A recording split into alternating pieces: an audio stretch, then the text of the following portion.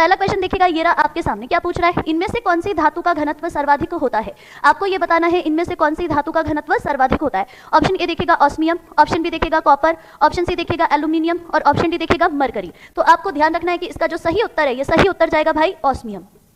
ठीक है, सही आंसर क्या हो जाएगा यहाँ पर, ऑस्मियम। तो ऑस्मियम जो होता है ये इस ऑस्मियम धातु का जो घनत्व है ये सर्वाधिक होता है। मतलब आपको क्या ध्यान रखना है, तो इसमें आपको ये ध्यान रखना है कि अगर आपसे पूछा जाए कि सबसे भारी धातु कौन सा है, तो मेरे बच्चे ध्यान रखिएगा सबसे भारी धातु का नाम आपके ऑस्मियम ही होगा। अच्छा, लेकिन अगर आपसे पूछ लिया जाए कि सबसे हल्का धातु कौन सा है, तो मेरे बच्चे ध्यान रखिएगा सबसे हल्का धातु आपके लिथियम होता है। ठीक है, लिथियम होता है। चलो इन बाकी वालों के बारे में भी मैं आपको बता देती हूँ। देखो कॉपर के बारे में क्या ध्यान रखोगे, तो मानव द्वारा सर्वप्रथम काम में लिया गया। ठीक है, मानव द्वारा सर्वप्रथम काम में लिया गया, उपयोग में लिया गया जो धातु है, ये धातु आपके कॉपर है। चलिए बात कर लेते हैं एल्यूमिनियम की। तो ध्यान रखिएगा कि भूपर्पट्टी यानी कि जिसे आप अर्थ क्रस्ट कहते हो, इस पर सर्वाधिक मात्रा में पाया जाने वाला जो धातु होता है, सर्वाधिक मात्रा में पाया जाने वाला जो धातु होता है उसका नाम एल्यूमिनियम होता है। और मरकरी में क्या ध्यान रखोगे, तो मरकरी में आपको ध्यान रखना है कि ऐसा धातु जो कमरे के तापमान पर द्रव अवस्था में होता है। तो कमरे के ताप पर द्रव अवस्था में जो होगा उसका नाम मरकरी या पारा होगा। इसे आप क्विक सिल्वर कहते हो। तो देखो मैंने कोशिश की है कि आपको एक क्वेश्चन में कम से कम 4-5 क्वेश्चन में कवर करवा दूं। तो चलो आगे बढ़ते हैं, हम नेक्स्ट वाले क्वेश्चन पर बात करते हैं। तो क्वेश्चन नंबर 2 पर देखिएगा। क्वेश्चन नंबर 2 ये रहा आपके सामने।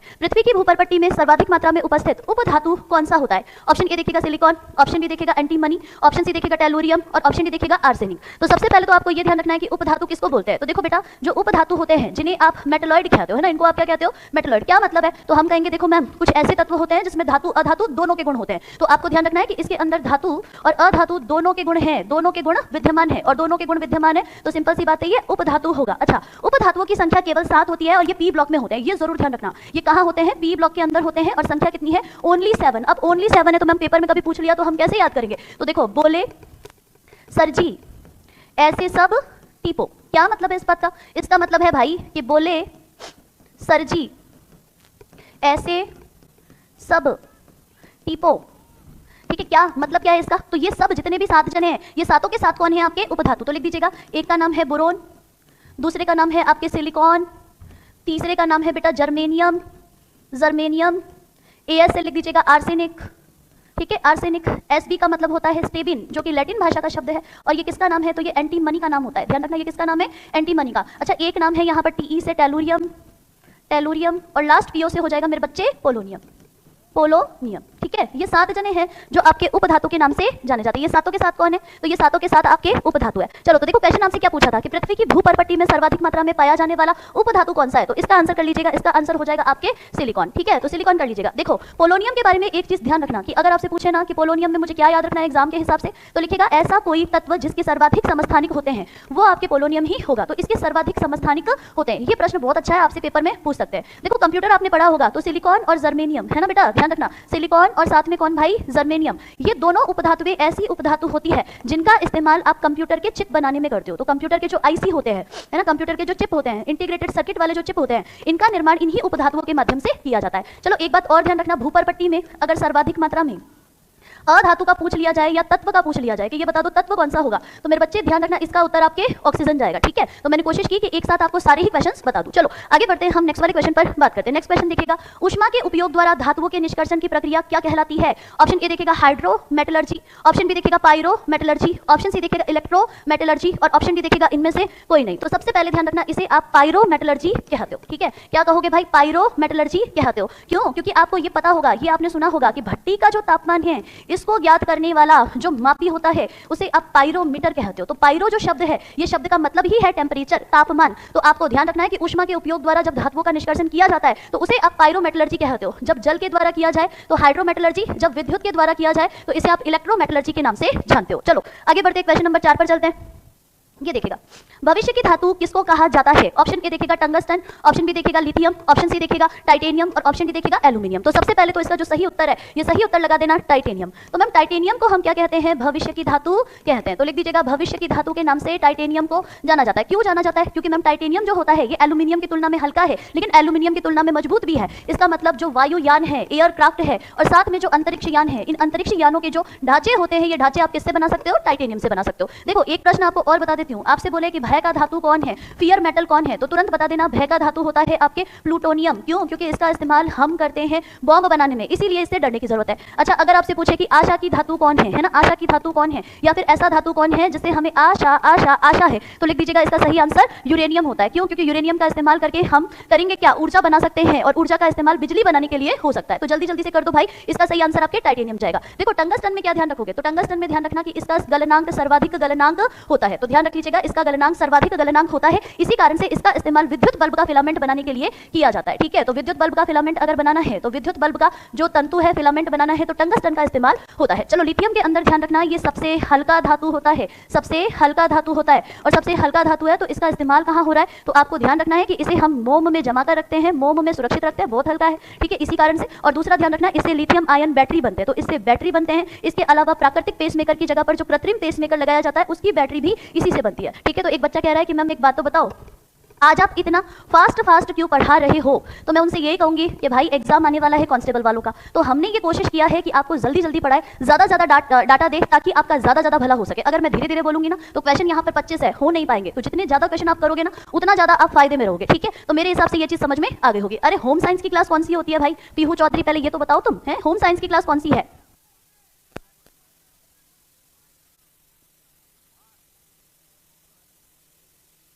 बच्चा मुझे कह रहा है कि मैडम पहले माइक तो सही कर लो। मैं कहूंगी कि बेटा पहले दिमाग को सही कर लो, पढ़ाई पे ध्यान दे लो, है ना। माइक वाइक इधर उधर चलता रहेगा, है ना। फालतू की बातों में ज्ञान मत लगाओ, फालतू की बातों में ज्ञान लगाओगे तो प्रॉब्लम हो जाएगी आपको। ठीक है, चलो चलिए। प्रभु विष्णु ने कहा मैम कल का पीडीएफ नहीं मिला है, कोई दिक्कत नहीं है, कल का पीडीएफ नहीं मिला है तो कोशिश करेंगे, आज टीम से बात करेंगे, बहुत जल्दी आपको ये मिल जाएगा। गाजर का हलवा, है ना, तमीज में रह के बात कर लो, नहीं तो ब्लॉक हो जाओगे। चलो आगे बढ़ते हैं, नेक्स्ट चलते हैं। नेक्स्ट वाला क्वेश्चन देखो, ये रहा आपके सामने, ये लो, बताओ पृथ्वी पर सर्वाधिक मात्रा में पाई जाने वाली धातु कौन सी होती है? ऑप्शन ए देखेगा लोहा, ऑप्शन बी देखेगा एल्यूमिनियम, ऑप्शन सी देखेगा तांबा, और ऑप्शन डी देखेगा टाइटेनियम। जल्दी से बता दो।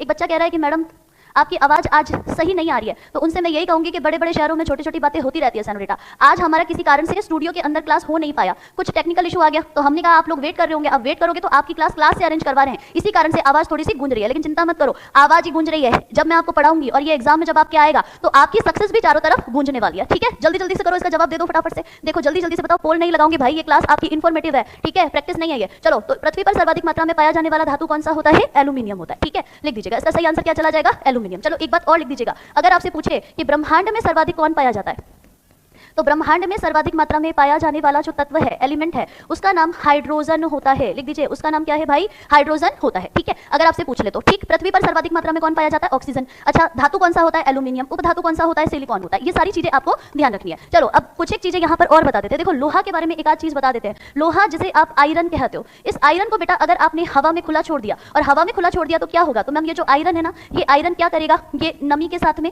मिलेगा, ऑक्सीजन के साथ में रिएक्ट करेगा और Fe2O3.H2O बना देगा, जिसे आयरन ऑक्साइड कहते हैं। और यही लोहे पर जंग लगना होता है। तो ध्यान रख लीजिएगा, लोहे पर जंग किसके कारण लगता है? तो आयरन ऑक्साइड के कारण लगता है। तो एक बात ध्यान रखना, अगर लोहे को जंग से बचाना है ना, लोहे को जंग से बचाना है तो गैल्वेनीकरण करना पड़ेगा। देखो मैं वो पॉइंट बता रही हूँ, सीधे जो पेपर में छपने वाले हैं आपके, गैल्वेनीकरण कहते हैं। और गैल्वेनीकरण कैसे करोगे? तो भाई इसके ऊपर जस्ता की परत चढ़ा दो, या फिर आप कोई पेंट कर दो, ठीक है, या फिर कोई आप पेंट कर दो, या फिर आप पॉलिश कर दो। देखो एलडीसी के पेपर में क्वेश्चन आया था, घरों के अंदर यूज किए गए जो लोहे के पाइप होते हैं, ये कैसे होते हैं? तो ये यशद लेपित होते हैं, गैल्वेनाइज्ड होते हैं। ठीक है, जब भी लोहे के पाइप आपको मिलेंगे तो ये यशद लेपन वाले ही मिलेंगे। ठीक है, चलो लिख दो, इसका सही आंसर क्या जाएगा? बी जाएगा। चलो एक चीज आपको और बता देती हूँ, अगर कॉपर को आपने हवा में खुला छोड़ दिया तो क्या बनेगा? तो कॉपर कार्बोनेट बन जाएगा। और कॉपर कार्बोनेट अगर बनता है तो कैसी परत छाएगी? तो कॉपर कार्बोनेट की जो परत है, ये परत आपके हरे रंग की छाती है। ठीक है, चलो तो मैडम इस कॉपर को बचाओ। इस कॉपर को बचाने के लिए यहाँ पर भी आपको गैल्वेनीकरण यानी यशद लेपन करना पड़ेगा और इसके ऊपर एक परत लगानी पड़ेगी। ये परत किसकी होगी? तो टीन या रांगा की परत इस पर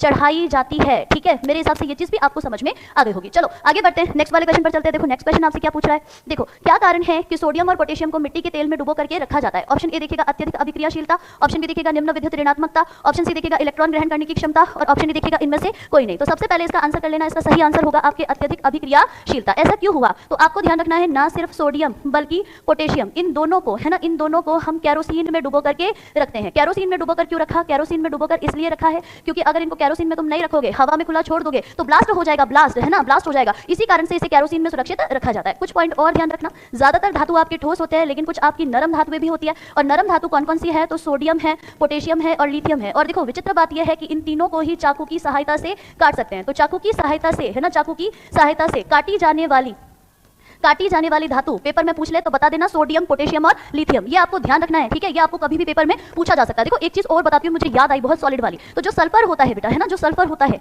नहीं सल्फर नहीं, ये लिखेगा सफेद फास्फोरस होता है। इस सफेद फास्फोरस को हम कहां पर सुरक्षित रखते हैं, तो आपको ध्यान रखना है सफेद फास्फोरस को हम पानी में सुरक्षित रखते हैं। क्यों मैडम, इसको हवा में छोड़ दिया तो ये क्या करता है, धुआं धुआं और ब्लास्ट हो जाता है, ठीक है। सफेद फास्फोरस क्या है, तो it is a non metal, ये एक अधातु होता है, ठीक है। तो लिख दीजिएगा, इसका सही आंसर क्या चला जाएगा आपके, ए चला जाएगा। देखो आगे बढ़ो, देखो नेक्स्ट वाले क्वेश्चन पर बात करते हैं। निम्न में से धातुओं का भौतिक गुण कौन सा है? ऑप्शन ए देखिए सामान्य तापमान पर ठोस होना, ऑप्शन बी देखेगा आघात वर्धनीय होना, ऑप्शन सी देखेगा ऊष्मा और विद्युत की सुचालक होना, और ऑप्शन डी देखेगा उपर्युक्त सभी। तो जल्दी जल्दी से आंसर करना है, इसका सही आंसर क्या जाएगा, उपर्युक्त सभी। ये तमाम गुण आपके किसके होते हैं, धातु और अधातु के होते हैं। अब मैडम आप क्या करने वाली हो, तो अभी मैं कोहराम मचाने वाली हूँ, आपको बस बताने वाली हूँ धातु और अधातु में क्या अंतर है। कक्षा 10 की एनसीईआरटी को ढंग से पढ़ लेना, उसमें आपको 10 से 11 पॉइंट मिलेंगे, और 10-11 पॉइंट पे बार बार प्रश्न आजकल छप रहे हैं, तो आप सबको आना चाहिए। सबसे पहले ध्यान रखना कि धातु जो होते हैं ये SPDF ब्लॉक यानी आवर्त सारणी के चारों ब्लॉक में होते हैं, ठीक है। पहला पॉइंट ध्यान रखना, धातु कहाँ होते हैं, SPDF चारों ब्लॉक में होते हैं। जबकि आपसे पूछा जाए कि अधातु कहाँ होते हैं, तो ज्यादातर होते हैं P ब्लॉक में, लेकिन S ब्लॉक के अंदर भी दो जने हैं, एक है हाइड्रोजन और दूसरा है हीलियम। चलो आगे बढ़ो। सेकंड नंबर पर ध्यान रखना बेटा कि धातु जो होते हैं ये धातु सामान्यतः ठोस होते हैं, यानी कि सॉलिड होते हैं, मतलब ज्यादातर कैसे होते हैं, सॉलिड। लेकिन द्रव अवस्था में भी एक धातु है जिसका है आपके मरकरी, यानी जिसको आप पारा कहते हो। ये कमरे के तापमान पर, है ना, कौन से तापमान पर, कमरे के तापमान पर द्रव अवस्था में पाया जाने वाला धातु होता है। चलो एक चीज और बता देती हूँ, शरीर के तापमान पर, है ना, शरीर के तापमान पर, शरीर के तापमान का मतलब क्या है, तो हथेली पर रखा और पिघल गया, है ना, हथेली पर रखा और पिघल गया, यानी 37 डिग्री सेल्सियस पर द्रव अवस्था में कौन होगा, तो आपको ध्यान रखना है सीजियम और गैलियम, ठीक है। तो सीजियम देखो ऐसे लिख देती हूँ मैं, ये प्रश्न आपसे पशु परिचर में पूछा गया है, ध्यान रखना, सीजियम और गैलियम ये दोनों आपके हथेली पर रखोगे तो पिघल जाएंगे। देखो इधर ध्यान रखना, अधातु जो होते हैं ये अधातु कैसे होते हैं, तो ध्यान रखिएगा ये ठोस भी होते हैं, ये द्रव भी होते हैं, और ये साथ में गैस भी होते हैं। तो चलो द्रव अवस्था वाला अधातु कौन सा है, बार बार पेपर में छप रहा है, ध्यान रखना, ब्रोमीन अधातु ऐसा होता है जो कमरे के तापमान पर द्रव अवस्था में होता है। तो मैं लिख देती हूँ कि ये कमरे के ताप पर द्रव है, कमरे के ताप पर द्रव है। समझ में आ गया होगा। चलो आगे बढ़ते हैं, नेक्स्ट वाले क्वेश्चन पर चलते हैं, मतलब नेक्स्ट वाले पॉइंट पर चलते हैं। देखो धातु के बारे में तीसरा पॉइंट ध्यान रखना, धातु जो होते हैं ये धातु आपके सामान्यतः कठोर होते हैं, लेकिन किसको छोड़कर, तो लिख दो अपवाद है यहाँ पर 3, और कौन है ये, नरम धातु। और नरम धातु के नाम क्या है, पेपर में बार बार छप रहे हैं, सोडियम, पोटेशियम, लिथियम। इन तीनों को आप चाकू की सहायता से काट सकते हो, तो चाकू की सहायता से आसानी से काट सकते हो। अच्छा अगर मैं अधातु की बात करूं कि अधातु कौन से होते हैं, तो अधातु जो होते हैं ये आपके नरम और मुलायम होते हैं। कैसे है भाई, नरम और मुलायम, लेकिन यहाँ पर भी इसका अपवाद है, और अपवाद कौन होगा, तो आपको ध्यान रखना है कि हीरा हो गया, है ना, हीरा हो गया, ये सबसे ज्यादा कठोर होता है। मेरे हिसाब से ये चीज आपको समझ में आ गई होगी। पेपर में पूछ लेना कि ऐसा कौन सा अधातु है जो कठोर अवस्था में होता है, उसका नाम क्या लिखोगे तुम, उसका नाम ध्यान रख लेना हीरा। ये कार्बन का अपर रूप है, पेपर में पूछा जाएगा, ध्यान रख लेना। चलो आगे बढ़ते हैं, नेक्स्ट पॉइंट पे बताती हूँ। देखो चौथा पॉइंट, देखो धातु जो होते हैं इस पे हथौड़े से मारोगे तो ये फैल जाएंगे, इस गुण को तुम आघात वर्धनीय गुण कहते हो। मतलब धातु के ऊपर हथौड़ा मारा तो ये फैल जाएंगे, जैसे हम लोहे के ऊपर मारते हैं ना, तो लोहे की चादर बन जाएगी, एल्यूमिनियम पर मारेंगे तो एल्यूमिनियम का फॉइल बन जाएगा, ठीक है, ध्यान रखना। लेकिन सर्वाधिक तन्य कौन होता है, सॉरी सर्वाधिक आघात वर्धनीय कौन होता है, तो ध्यान रखना सर्वाधिक आघात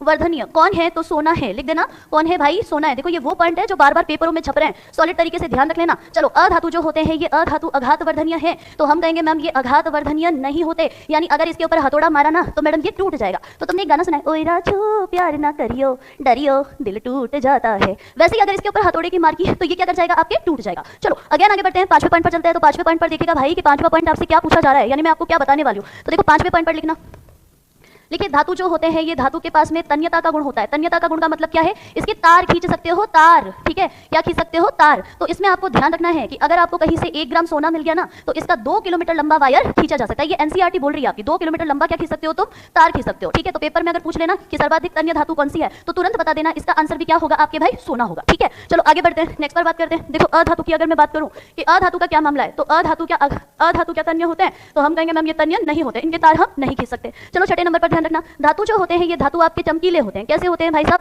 चमकीले, है ना, इसमें चमक होती है मैम। जबकि अधातु जो होते हैं ये अधातु आपके चमकीले होते हैं, तो हम कहेंगे मैम ये अधातु चमकीले नहीं होते, ठीक है, ये चमकते नहीं है, चमकीले नहीं होते। लेकिन यहाँ पर अपवाद है, ये भी आपके पेपर में छपा हुआ है ऑलरेडी, आपको ध्यान रखना है। आयोडीन चमकीला होता है, हीरा चमकीला होता है, और ग्रेफाइट भी कैसा होता है, चमकीला। तो ये तीनों जने तो चमकते हैं, बाकी के अधातु आपके चमकते नहीं है, तो ये भी ध्यान रख लेना। ये आपके पेपर में आया हुआ प्रश्न है आयोडीन वाला जो मैंने आपको बताया। चलो आगे बढ़ते हैं, नेक्स्ट चलते हैं। देखो 6 पॉइंट तो लिख दिया, 7वें पर बात करूं। देखो 7वें नंबर पर जो धातु होते हैं ये धातु जल्दी से इलेक्ट्रॉन त्याग देते हैं। इलेक्ट्रॉन क्या कर देते हैं, त्याग देते हैं। अब त्याग देते हैं ना मैडम, इसी कारण से, है ना, इसी कारण से ये इलेक्ट्रोपॉजिटिव होते हैं, विद्युत धनात्मक होते हैं। तो ध्यान रखना ये विद्युत धनात्मक होते हैं। जबकि अगर हमसे पूछे कि इलेक्ट्रोनेगेटिव कौन है तो आपको ध्यान रखना इलेक्ट्रोनेगेटिव आपके अधातु होता है। तो लिख दो अधातु जो होते हैं ये अधातु इलेक्ट्रॉन को ग्रहण करते हैं और ग्रहण करेंगे तो ये विद्युत ऋणात्मक होते हैं। ठीक है, लिख देना, ये कौन होते हैं? विद्युत ऋणात्मक। चलो अच्छा मैडम, अगर हम किचन में काम कर रहे हो और हमारे हाथ से कोई लोहे का तवा छूट जाता है तो क्या होगा? तो आवाज आएगी, मम्मी कहेगी, क्या बोलेगी? क्या पटका है, इसका मतलब आवाज आती है धातु से। तो लिख दीजिएगा कि धातु जो होते हैं ये धातु आपके ध्वनिकता का गुण दर्शाते हैं। मतलब अगर हाथ से छूट गए तो टन, है ना, टन आवाज आएगी, ध्वनिकता है। ठीक है, इसके पास में। लेकिन अगर आपसे पूछा जाए कि कोयला आपके हाथ से छूट जाए तो आवाज आएगी, तो मैम हम कहेंगे कभी नहीं आएगी। तो लिख दीजिएगा अधातु के पास में ध्वनिकता का गुण नहीं होता। चलो अब बात करते हैं कि धातुएं जो होती है ये धातुएं आपके विद्युत ऊष्मा की सुचालक होती है। ध्यान रखना, ये विद्युत और ऊष्मा इन दोनों की क्या होती है भाई? सुचालक होती है ना। कौन है? सुचालक। मतलब विद्युत गई इनके पास में और विद्युत ने कहा मैं गुजर जाऊं, तो ये कहेगी लो कर लो बात, जब इलेक्ट्रॉन मेरे पास में फ्री पड़े हैं तो गुजर जा। सिंपल सी बात है। तो ये विद्युत और ऊष्मा की सुचालक होती है। जबकि आपसे पूछा जाए कि क्या अधातु विद्युत ऊष्मा की सुचालक है, तो हम कहेंगे नहीं नहीं नहीं, है ना, ना बाबा ना बाबा ना बाबा। लिख दो यहाँ पे विद्युत और ऊष्मा का अचालक है। ये कैसा है भाई साहब? अचालक। लेकिन अगर हमसे पूछा जाए कि ऐसा कौन सा अधातु है जो कि विद्युत और ऊष्मा का सुचालक है, तो उसका नाम ध्यान रखना, उसका नाम ग्रेफाइट होता है। ठीक है, तो इसका भी अपवाद चिपका देना यहाँ पर कि भाई इसका अपवाद कौन है? तो इसका अपवाद ग्रेफाइट होता है। ग्रेफाइट के अंदर ऊष्मा और विद्युत दोनों का ये चालक है। कारण क्या है? क्योंकि इसके पास में एक इलेक्ट्रॉन फ्री होता है। इसी कारण से ये पेपर में पूछ सकते हैं आपको, ध्यान रखना। चलो धातु के अंदर भी एक ऐसी धातु होती है ना, धातु के अंदर भी एक ऐसी धातु होती है जो विद्युत और ऊष्मा की सुचालक नहीं है, कुचालक है। उसका नाम शीशा है। तो आपको ध्यान रखना है कि जो धातु होते हैं इन धातु में आपके जो भाई क्या नाम है उसका? शीशा। शीशा यानी कि जिसको आप लेड बोलते हो, ये ऊष्मा और विद्युत का क्या होगा? आपके कुचालक हो जाएगा। तो लिख दो बेटा यहाँ पर कि ये ऊष्मा और विद्युत का क्या है? कुचालक। देखो याद रख लेना, ये तुम्हारी कांस्टेबल की परीक्षा में छप जाएगा। ठीक है, ये सारे छपने वाले सवाल है जो मैं बता रही हूँ तुमको। ठीक है, चलो आगे बढ़ते हैं। नेक्स्ट चलते हैं।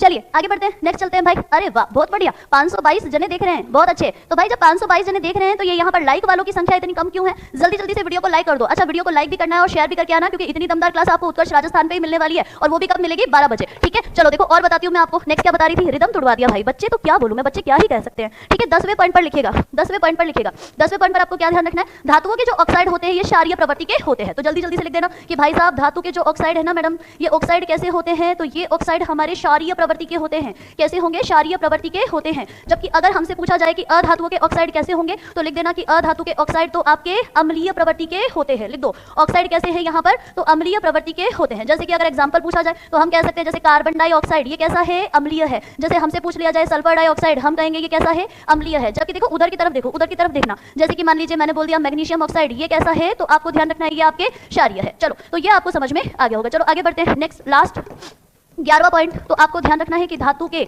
जो गलनांक होते हैं और साथ में जो क्वथनांक होते हैं ये हमेशा उच्च होते हैं। तो मेरे बच्चे आपको ध्यान रखना है कि धातुओं के और गलनांक और क्वथनांक जो होते हैं ये हमेशा उच्च होते हैं। हमेशा कैसे होंगे? उच्च होंगे। इस पर आपके एलडीसी की परीक्षा में ये प्रश्न छपा हुआ है, कथन के रूप में आया था। तो जितनी चीजें मैं लिखा रही हूँ ना, ये सारी चीजें आपके पेपर में आने वाली है। तो ध्यान रखना, धातुओं के गलनांक और क्वथनांक कैसे होते हैं बाबू? तो उच्च होते हैं। जबकि अधातु के गलनांक क्वथनांक की अगर बात की जाए तो धातुओं के गलनांक क्वथनांक तो ऊंचे हैं, लेकिन इसके गलनांक हो चाहे क्वथनांक हो, दोनों ही कैसे होते हैं? निम्न होते हैं। हालांकि इसका भी यहाँ पर अपवाद है, हीरा और ग्रेफाइट, उनके गलनांक और क्वथनांक काफी ज्यादा होते हैं। तो मेरे हिसाब से ये चीज आपको बहुत अच्छे तरीके से समझ में आ गई होगी। ठीक है, चलो एक बच्चे ने मुझे कहा कि मैडम आप बहुत ही ज्यादा मस्त हो।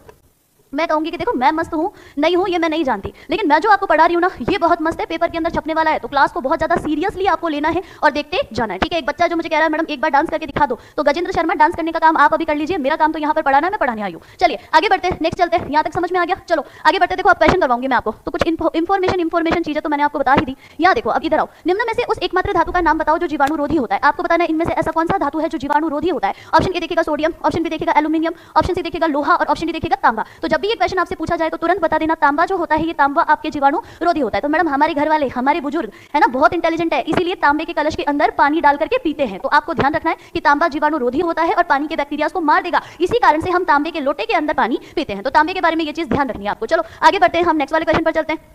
देखिए स्टेनलेस स्टील बनाने के लिए लोहे में क्या मिलाया जाता है। ऑप्शन ए देखेगा टीन और जिंक, ऑप्शन बी देखेगा कॉपर और जिंक, ऑप्शन सी देखेगा निकल और क्रोमियम, ऑप्शन डी देखेगा कॉपर और टीन। तो देखो बेटा मिश्र धातु कुछ 10 से 11 है जिनकी ट्रिक के माध्यम से ही आप उनको याद कर सकते हो और कोई तरीका नहीं है इनको याद करने का। तो देखो आपसे क्या पूछा इसने, आपसे पूछा कि ये बता कि भाई स्टेनलेस स्टील कैसे बनेगा। तो देखो सबसे पहले तो आपको ये पता होना चाहिए कि स्टील कैसे बनेगा, है ना, स्टील कैसे बनेगा। तो स्टील को याद करने का तरीका है कि स्टील तो काला है।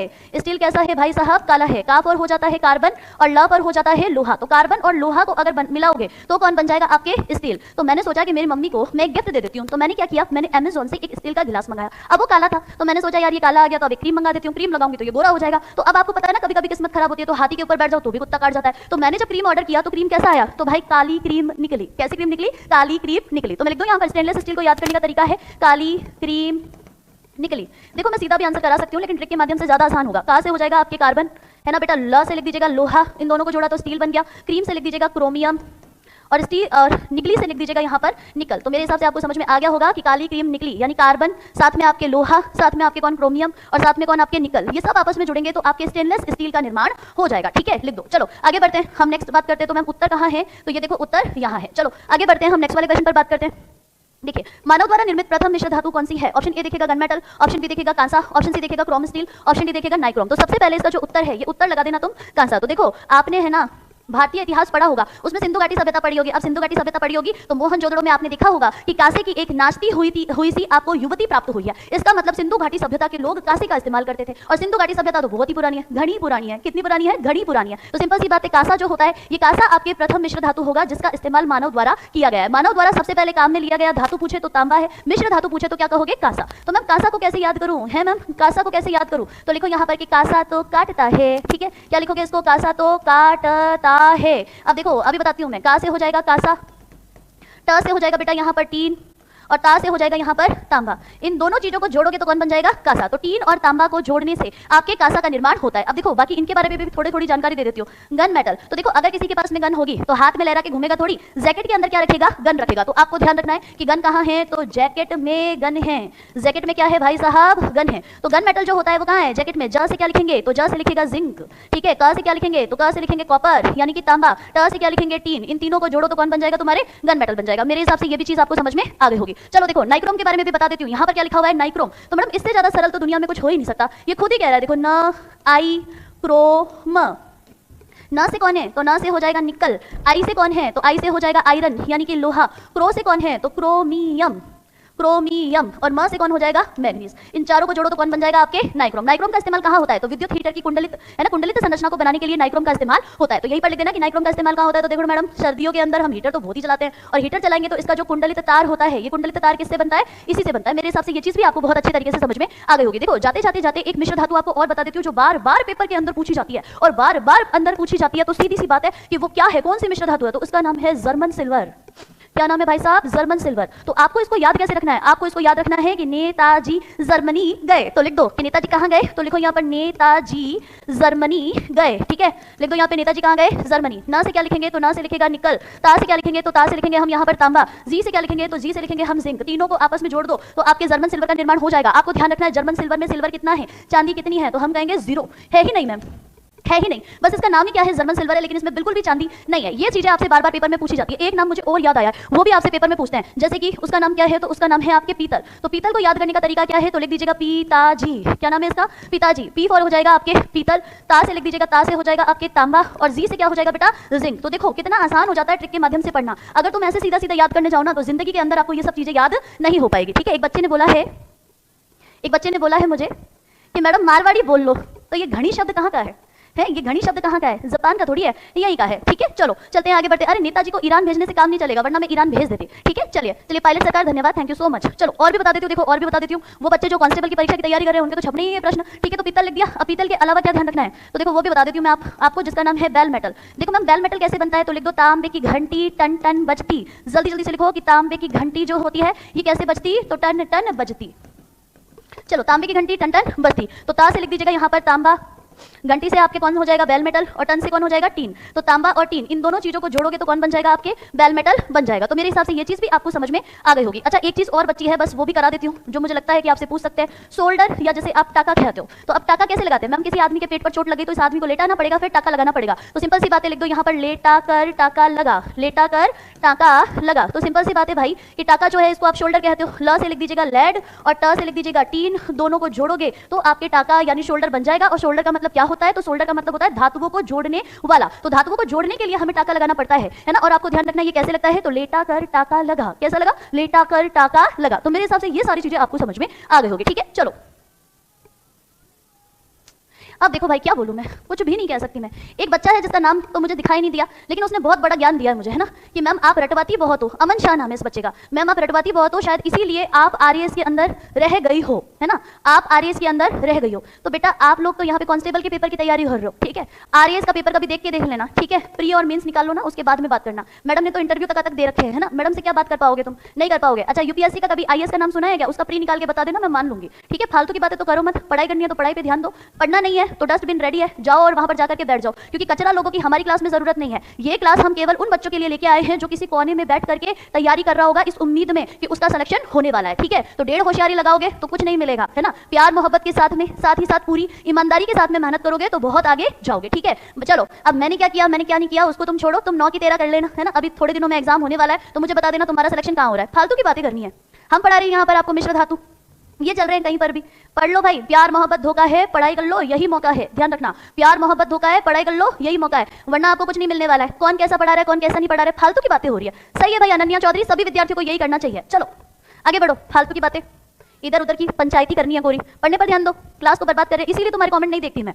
कुछ बच्चे कहते हैं मैडम हमारी आप कमेंट क्यों नहीं देखती हो, क्योंकि मुझे पता है कि तुम्हारे कमेंट कैसे चलते हैं, ठीक है। चलो भाई साहब ये तैयारी कर लो तुम, ठीक है, ये तैयारी कर लो ज्यादा बेटर रहेगा। चलो हम क्वेश्चंस पर ध्यान देते हैं, आइए चलो नेक्स्ट। ये देखिए जल्दी से बताओ, देखो इसका आंसर, निम्नलिखित धातु युग्मों में से किस एक में क्रमशः सबसे हल्की धातु और सबसे भारी धातु होती है। ऑप्शन ए देखो लिथियम और पारा, ऑप्शन बी देखिएगा लिथियम ऑस्मियम, ऑप्शन सी देखिएगा एल्यूमिनियम ऑस्मियम, ऑप्शन डी देखिएगा एल्यूमिनियम और पारा। तो सबसे पहले इसका जो सही आंसर है, ये सही आंसर लिखेगा लिथियम एवं ऑस्मियम, ठीक है, लिख दो लिथियम और ऑस्मियम। लिथियम होता है सबसे हल्का धातु और ऑस्मियम होता है सबसे भारी धातु। चलो आगे बढ़ते हैं, नेक्स्ट क्वेश्चन पर चलते हैं। आतिशबाजी में किस तत्व की उपस्थिति के कारण हरा रंग उत्पन्न होता है। ऑप्शन ए देखिएगा बेरियम, ऑप्शन बी देखिएगा स्ट्रोंसियम, ऑप्शन सी देखिएगा शीशा और ऑप्शन डी देखिएगा जस्ता। तो आपको ध्यान रखना है कि जब पटाखे वटाखे तुम चलाते हो तो हरा रंग किसके कारण आता है, तो हरा रंग तो आता है भाई बेरियम के कारण, लेकिन लाल रंग किसके कारण आता है, तो लाल रंग आता है आपके स्ट्रोंसियम के कारण। तो ये दोनों पॉइंट ध्यान रखना, ये दोनों आपके पेपर में पूछे हुए हैं। इनफैक्ट यहाँ पर जितने भी क्वेश्चन है ये सब पीवाईक्यू है। तो ध्यान रखना कि आतिशबाजी में हरा रंग कहां से आता है, बेरियम से, और आपसे पूछा जाए लाल रंग कहां से आता है, तो स्ट्रोंसियम से लाल रंग यहाँ पर